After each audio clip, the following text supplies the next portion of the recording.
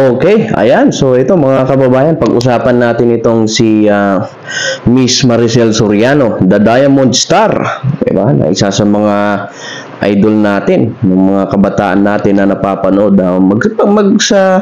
magpasa hanggang ngayon naman, diba? So respetado 'yan sa mundo ng showbiz. Ayan.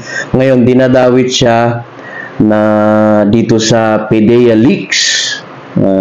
Dinadawit siya nitong mga DDS na kumbaga kasama daw ng ating Presidente PBBM at ni First Lady na gumagamit ng pinagbabawal na gamot dun sa Rockwell sa may Makati ata yun, ano? Basta doon na sila daw ang magtutropa na gumagamit noong 2012. So matagal na panahon na rin, ano?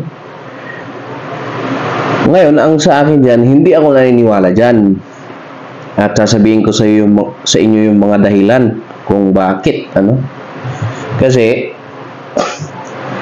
una sa lahat, yung dokumento na yan, hindi pa nga napapatunayan sa Senado. Ayoko rin yung nangyaring Senate hearing. Kasi parang parang scripted na, parang puro drama lang lahat. Yun ang analysis ko dyan, ha? Yun ang opinion ko lang dyan. Kasi una sa lahat, hindi naman napatunayan nung dokumento na yun kung authentic ba na dokumento yun. Kasi para sa akin, peking na dokumento pa rin yun hanggang sa ngayon. So wala namang nakalagay doon na Maricel Soriano doon sa dokumento. Binanggit lang nitong si Jonathan Morales at ng itong si yung idol ng mga DDS ngayon, yung Hitad na nasa Amerika, na sinabi ni Secretary Gadon na dating GRO sa Olongapo. Grabe. Na kaya daw nakapunta ng Amerika kasi laging kumakain ng hotdog ng mga foreigner. Nako naman. So, ayun.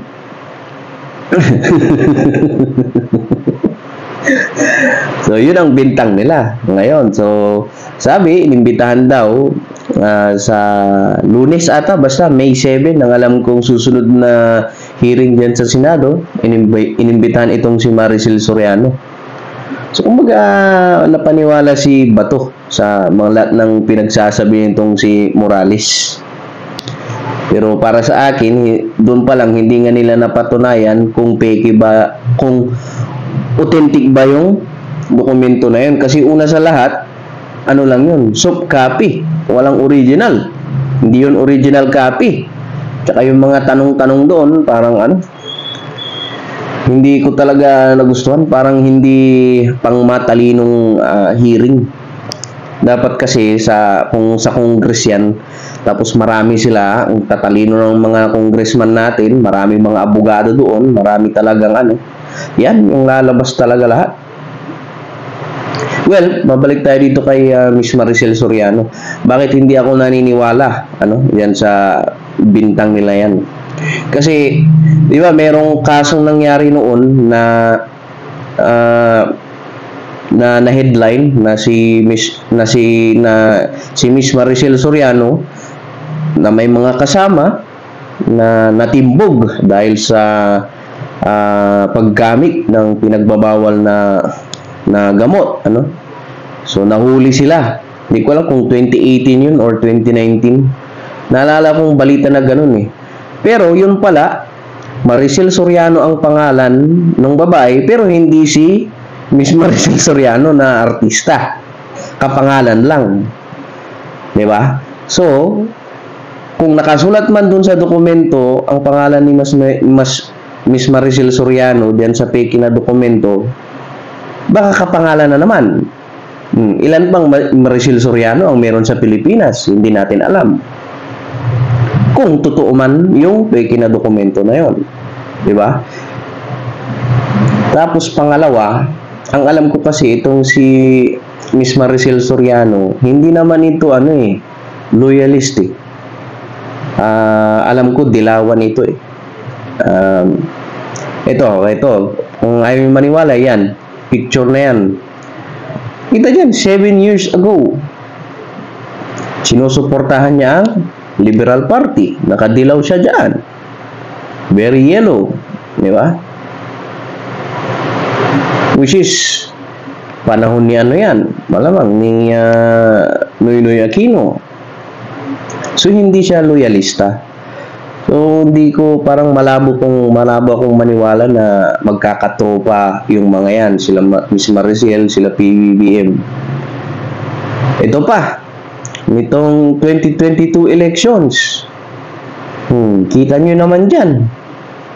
Sinong inendorso ni Maricel Soriano?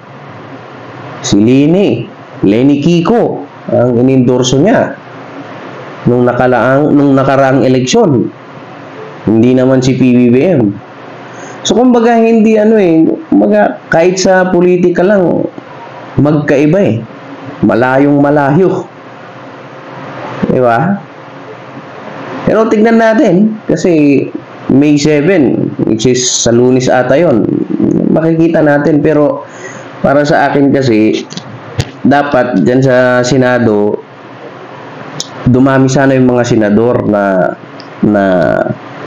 magtanong, at saka sana yung mga matatalino naman sanang senador ang pumunta para para patas at para talaga. Kung ako nga, gusto ko nga dapat sa Congress na lang kasi at least doon marami na kaagad ang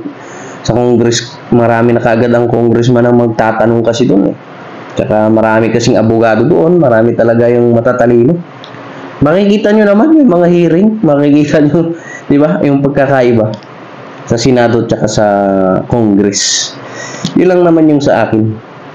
Kaya, kayo ba? Naniniwala ba kayo na na itong si PBBM ay gumagamit ng pinagbabawal na gamot? Malabo So, yun lang. Bye-bye!